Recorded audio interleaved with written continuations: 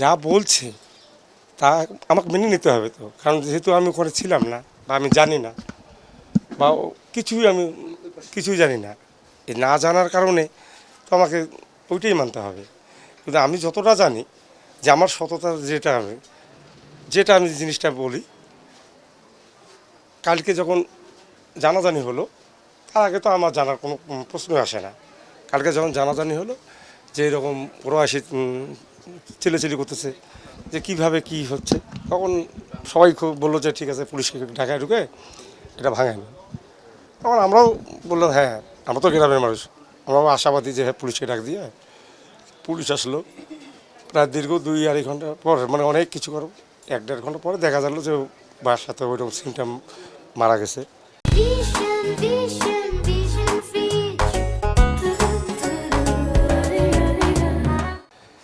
মারা যে গেল, তারপর আস্তে আস্তে কে করলো না করলো, আর তো এটা প্রথম দিকে তো না, রাত্রি অনেক, যখন রাত্রি 2:30 বেজে গেলো তখন আমরা সবাই তো ওটা ফাঁকা হয়ে গেছে, তখন আমরা ওখানে বসেই আছি, আরও আশেপাশের বাড়ির ছেলেপেলে আমরা বসে আছি।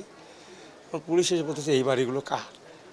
আমি বললাম আমার, আরেকজন বললো আমার, আরেকজন বললো আমার, এভাবে সবাই বললো তো আমাদের এখানেই বাসা, এই বাসা।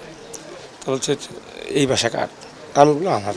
ওরা একটু আসেন ভিতরে আসার পর বলতেছে যে এরকম আপনার ছেলে সিদ্ধার্থ। যে হ্যাঁ। সিদ্ধার্থ কোথায় এখন?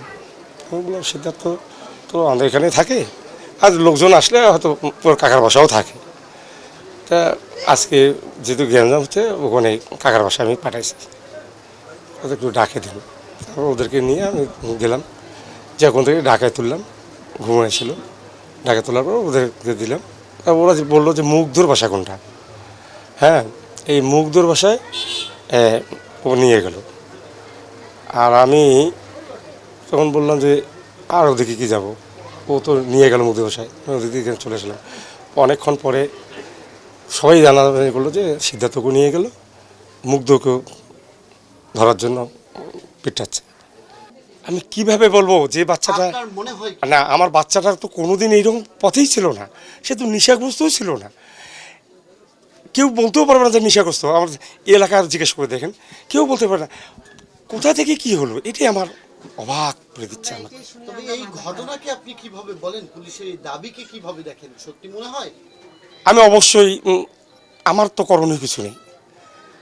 আমার ছেলে যা বলবে আর পুলিশ যা বলবে তাই আমাকে মেনে নিতে হবে, কারণ আমি এখানে কি করব, আমি তো দেখিনি। আমি কীর্তন জগতের মানুষ, ধর্মীয় প্রাণ মানুষ, সকলের সঙ্গে মিশে চলাটাই আমার শ্রেয়। আর আমার মনে হয় যে আমার ছেলে যদি অন্যায় করে থাকে, সেদিকে যেমন পুলিশে বলছে নিয়ে যান, আজও আমি বলতেছি যে বিচার যারা চাচ্ছে তাদের যেন বিচার পায়। আমিও চাই এটা পরিপূর্ণ ভালোভাবে বিচারটা দেখে যেন করে, আমার সন্তানটাও যদি আসলে সত্যিকারের অর্থ বিচার পায়। আমার ছেলে এগুলা বদনেশার মধ্যেও নাই, মানে কাকু মারামারি, ডাঙাডাঙি, খুন চাপাড়ি এগুলা কিচ্ছু নাই আমার ছেলে। আমার ছেলে মাটির মতো যায়, মাটির মতো বাড়ি আসে। এই ঘটনায় তাকে যে গ্রেফতার করলো, এটা কি কোনো ষড়যন্ত্র? আমি তো তা বলতে পাবো না, ষড়যন্ত্র না এখন কি আমি তা বলতে পাবো না। আমি এতটুকুই, আমি ওই চাই ভালো, যেটা সরকার করতে চায় সেইটাই। দুইটা লোক কি এইভাবে 4জন লোককে মারতে পারে? তদন্তটা আরেকটু ভালো হোক, তারপরও যদি ওনারা বলে যে না এটাই শেষ, আমরা সেটাই মেনে নিব।